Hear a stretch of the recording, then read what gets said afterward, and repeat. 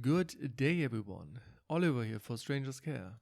Loneliness is kinda tricky, right? You can be in a room full of people you actually know and you can feel lonely. But on the other hand, you can be alone by yourself for a whole day and not feeling lonely at all.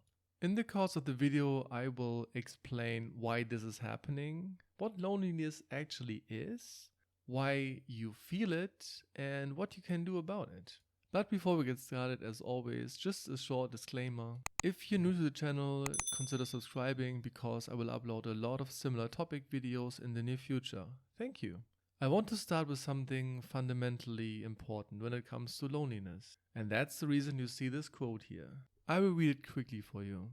We are born alone, we live alone, we die alone. Only through our love and friendships we can create the illusion for the moment that we are not alone. This is not supposed to make you sad or something. I just wanted to state the status quo. Because the bottom line is, you are alone because you can't really share yourself with someone. Because when you think about that, what is actually you is not shareable and it's not impossible to invite somebody into yourself. Hopefully this is not too confusing, but if you really think about that, that's actually the case. So in that sense, you are alone all the time, but that's fine. I put this in the beginning here to make clear that your feeling of loneliness is not really rooted in being alone, because you're alone anyways. But of course, this doesn't mean that you can't share yourself or have like a very deep conversation with like a person, right? But let's get into the example I made in the beginning. You can feel alone even though you're in a room full of people. The reason you feel alone there is because you're not really connected to those other people. To explain this a little bit more vividly, I want to tell a little story. So you went out with your friends. You plan to have dinner tonight together. Everyone is ordering food and is chatting. After some time, the food is there. But while everyone is eating and having a good time, you suddenly feel the very strong feeling of loneliness.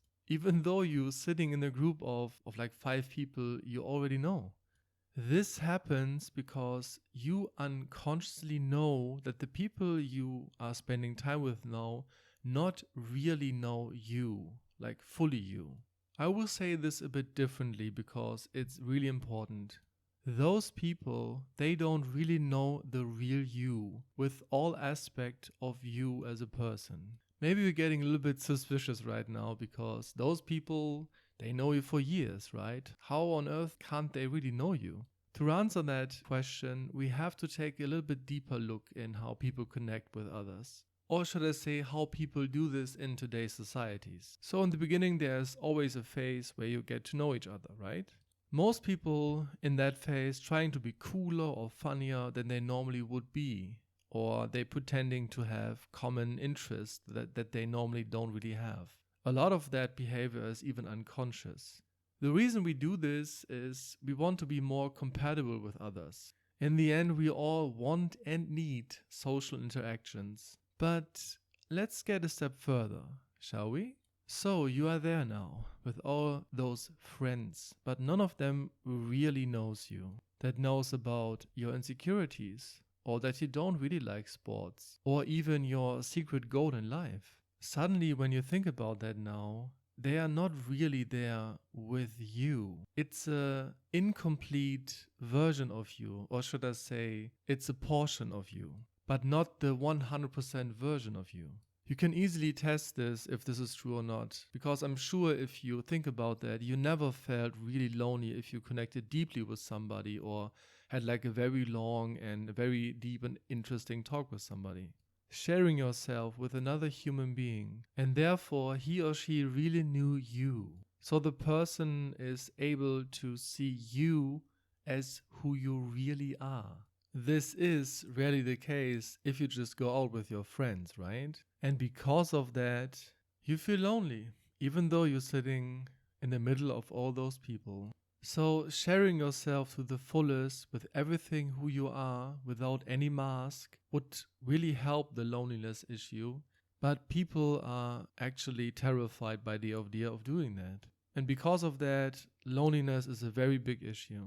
But there is another reason why loneliness can be a thing even among friends. People can change over time and develop even different worldviews because of experiences, a book they read, or people they talk to. But the people you're spending time with are there because of your old self or the version prior to the change. Sometimes it is even that the change or the new beliefs are completely 180 degrees different than before. And then, of course, people would be hesitant to share them, right? Because this would threaten the relationship. There are almost unlimited examples for that, but I will just share a few now. Because you're very religious, you meet a lot of people in the church. There are a lot of meetings and gatherings in this group of religious people. Because of the same worldview, there is an instant connection with almost any one of them. You feel heard and understood. But one day you changed. You had a very ambitious professor at the university that taught a lot about religion and similarities and how religion works. You're fascinated by the topic, and in the course of the next year, you really question your own beliefs. At some point, you realize that your old beliefs don't really suit you anymore. Even though you attend a gathering, you did not really feel a connection to the others. And at some point, you even encountered loneliness. This is very common, especially if you into personal development, for example, or you really change your belief systems. It's pretty often the case that old friends are not really compatible with you anymore. So here's another example from my own life. I mentioned it in another video, but I changed a lot because of personal development. The second I got into that, I was hooked. Before that, I was a depressed person with a victim mindset. And of course, people who are friends with me were friends with me because of the way I behaved before. And because of this drastic change I did to myself, I had completely different worldviews than them. This was a process, but I questioned everything about myself and the choices I made. But in the end, I developed a new mindset with new values. And my friends did not. Some of them even felt attacked when I talked about new discoveries I made. And ultimately, at some point, I felt very lonely, even though I was around my old buddies, right? I wasn't able to connect to them anymore. There's a third, and in this case, the last reason you feel lonely.